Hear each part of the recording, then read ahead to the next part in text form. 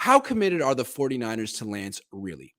So I'm lawyering this up. I could have been a lawyer in another life.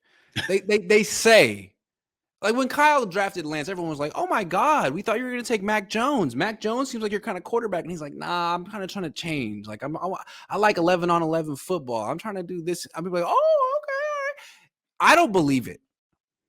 If he was really committed to Lance and this 11-on-11 football thing, he would have brought in another quarterback as a backup who did the same thing, because it's a truism. Everyone knows if you want to run that way, you have to have a backup who can run it too, because if Lance gets hurt, if he breaks his ankle running between the tackles, you can't just throw out your offense and do something else. You have to have that kind of backup. And I know a lot of people in the league associated with Kyle were thinking, man, they're gonna sign Tyrod. They're gonna get rid of Jimmy. They're going to sign Tyrod. Tyrod's going to be their backup, and that's going to show that they're committed and all in with this new philosophy and style of offense. But no, they signed Nate Sudfeld. Okay, and then Nate Sudfeld was gone. And to double down, they drafted Brock Purdy. Okay, and then so Trey Lance gets injured, and I'm thinking, okay, well, clearly running between the tackles with your quarterback is something that is essential to this offense. It's something you need to do. It is the next genius idea that Kyle Shanahan had, running between tackles with your quarterback. It's an untapped gold mine. So you're gonna sign someone like Cam Newton, right? Like you're gonna sign someone who does the same thing Trey did. No, they signed Kurt Benkert. They were never committed to this, man, ever. And the way I feel is they wanted Stafford and they missed out, and then they wanted Rodgers and they missed out, and they were freaking. What they say? You say reactive? Yeah, they're not proactive. They're reactive. And they're like, oh, damn. Let's just get a pick. Oh, we got the third pick. Figured out. And you ended up, I mean, honestly, if it had been Mac Jones, whichever rookie they picked at number 3, Juszczyk and Kittle and McGlinchey and all these vets were going to reject and veto, and they were screwed. They were never committed to the rookie coming in and taking Jimmy. It was never going to work. It's never going to work until Juszczyk and Kittle and McGlinchey and all these guys are gone. And Jimmy. Unless the Niners and Kyle are really committed to turning the page and being, and rebuilding, it's never going to work. No matter who the young quarterback is. It'll only work if they magically get Aaron Rodgers next year. Then it'll work. Then Juszczyk and Kittle will be like, I love him. He's great. Yeah. Yeah, absolutely. It's crazy because I believe that he's committed to Trey, right? But I feel like a lot of that was a romanticized thought that he had of the things he could do with Trey. Remember, he's drawing up plays while he's on the plane and all these other things. I don't buy that. I think that's something John Lynch said. Kidding me? But I'll say this. Counter bash? Who's drawing up counter bash? That was it. And honestly, if you were drawing up counter bash, you should have been drawing that up for Justin Fields. You kidding?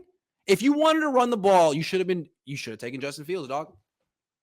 Yeah, he is. He's a better runner of the football. No doubt about it. He is.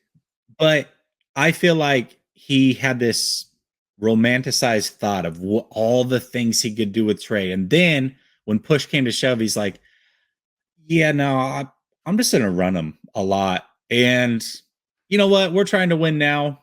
And I don't want to trust him to pass, so I'm just going to run a lot. That's what ended up happening. And so I feel like the thought of Trey and Trey being a good kid and smart and running a similar offense and all those things flooded him. And he's like, yes, this is the guy. And then when it came down to actually execute, he's like, no, we're gonna do this instead. Trey was a large project, right? Let's think of, you say it was a project. Let's think of Trey as a summer project, okay? A big one. This is a summer project for a high school kid that's going to take you months. Like, you really need to be mature and budget your time and basically be an adult about this. Kyle didn't. He didn't do it.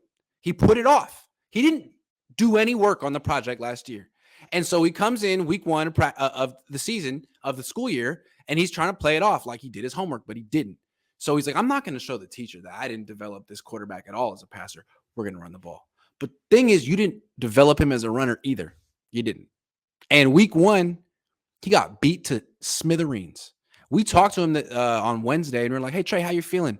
He's like, good. My neck hurts a little bit, but I'm pretty good. Like, Yeah. What? Are you kidding? I'm good. You know, my neck's a little sore. And it's like, what, dude? That's week one. I like, we were all like, oh, that's terrible, man. That sounds awful. He's a tough guy, right? But like, that doesn't sound good at all. So, Well, and here's the funny thing, right? We wonder who he's talking about when he talks about other teams doing this, right? yeah, And he did. I re-listened to it. He referenced the Buffalo Bills. yeah. And it makes sense because he supposedly wanted He Josh wants Allen. him to be Josh Allen, right? Yeah, So not only is Josh Allen a lot bigger than Trey, right? yeah. Let's be clear about that. But Josh Allen got KO'd against the Patriots. Does that thought not enter Kyle's mind? Do we just all forget that Josh Allen, the great Josh Allen who can do no wrong on the field, got knocked out clean True. against the Patriots? True. Josh Allen also sucked for 2 years, and if he were playing, if young Josh Allen were on this team, the locker room would have vetoed him and rejected him and gone back to Jimmy Right. Garoppolo. What Right. sucks for Trey is a project like that needs to go to a rebuilding team so he can learn and make mistakes along with the rest of the team. You can't bring a project like him onto a team that has Super Bowl aspirations because they'll reject him. Sorry, and it sucks, but that's what happened.